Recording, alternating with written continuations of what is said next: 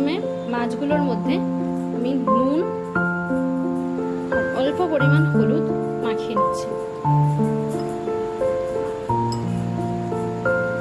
এখানে আমি জলটা গরম করে নিচ্ছি। জলের মধ্যে আমি এক এক করে মাছগুলো দিয়ে দেবো।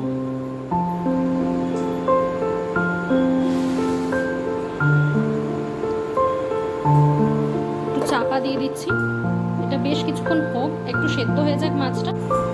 মাছটা মনে হচ্ছে এবার হয়ে গেছে সেদ্ধ।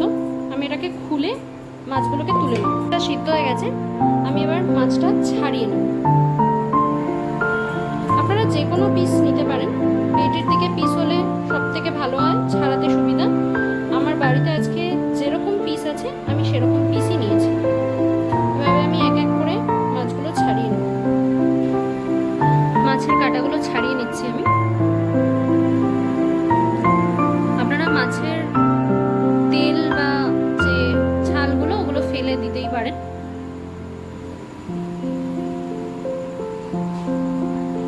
আমার মাছটা বাছা হয়ে গেছে।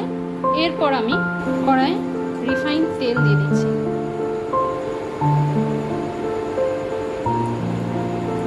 টু টিস্পুন মতো আমি তেল দিলাম।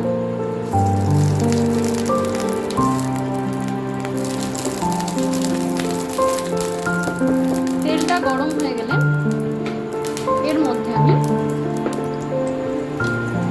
পেঁয়াজটা আমি দিয়ে দিচ্ছি।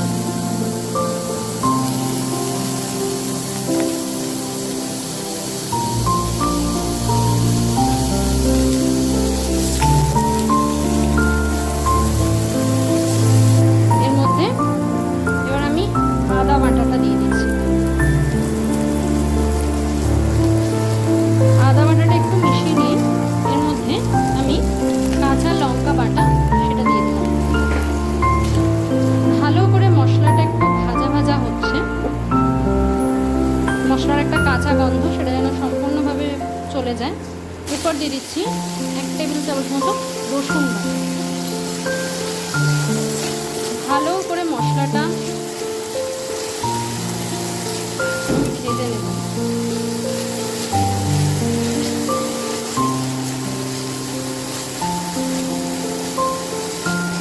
খুব সহজ পদ্ধতিতে আমি আজকে এই রেসিপিটা বানাচ্ছি, যাতে যে মাছটা সুন্দর হয়ে গেছে। এরপর আমি এর মধ্যে একটু গরম মশলা গুঁড়ো আর অল্প একটু ধনেপাতা কুচি আমি ছড়িয়ে দিচ্ছি। এবার সেটাকে ভালো করে মিশিয়ে নেব। একদম রেডি। এবার আমি এটাকে নামিয়ে নেব।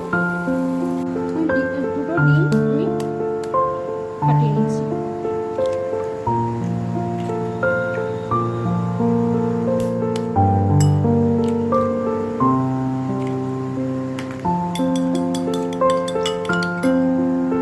তার মধ্যে অল্প একটু নুন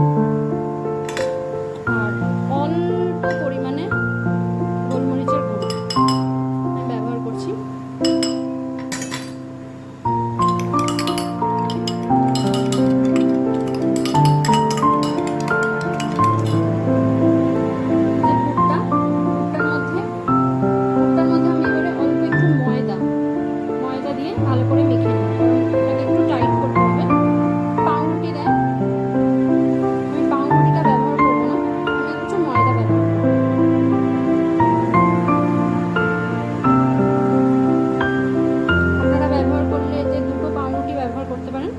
স্লাইস পাউরুটি, আমি ময়দাটাই ব্যবহার করছি।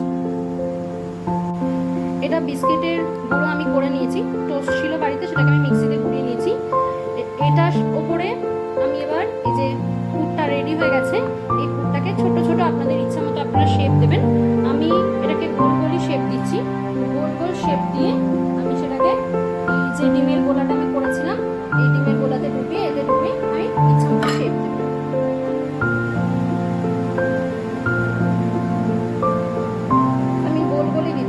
খুব সাধারণভাবে যাতে আপনারা করতে পারেন আমি তার জন্য দেখাচ্ছি।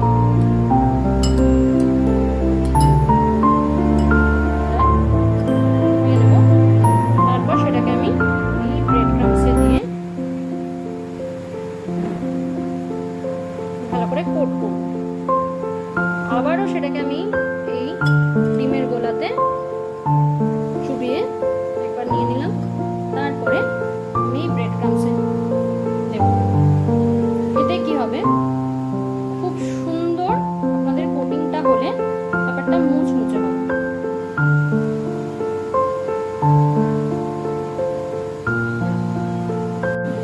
শেপগুলো দিয়ে নিয়েছি। এবার এই ডিমের গোলায় ডুবিয়ে একটা একটা করে আমি এবার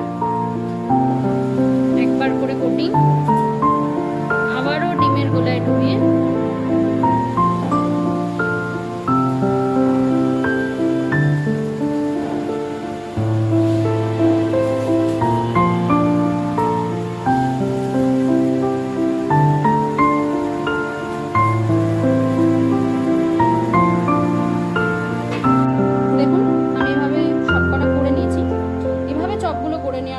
মোটামুটি মিনিমাম আধ ঘন্টা আপনারা ফ্রিজারে রেখে দেবেন। নর্মাল ফ্রিজে রাখবেন, ডিপ ফ্রিজে নয়। অথবা আপনারা সারা রাত্রিও রেখে দিতে পারেন। এভাবে আপনারা বেশ কয়েকদিন স্টোরও করতে পারেন। তারপর এটাকে গরম গরম আমরা ভেজে পরিবেশন করব। এই যে আমি এগুলো প্রিজার্ভ করে রেখেছিলাম, এবার সেগুলো গরম তেলে ভাজবো। তেলটা আমার গরম হয়ে গেছে। এবার আমি এক এক করে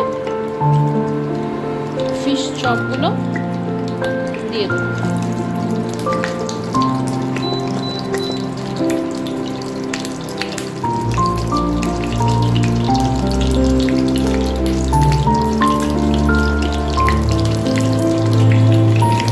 সাবধানে একটা একটা করে উল্টে নেবেন।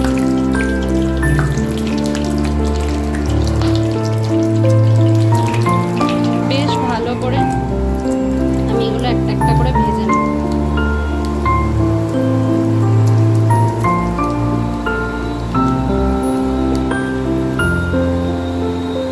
আমার এগুলো ভাজা হয়ে গেছে। এবার আমি গরম গরম সার্ভ করব।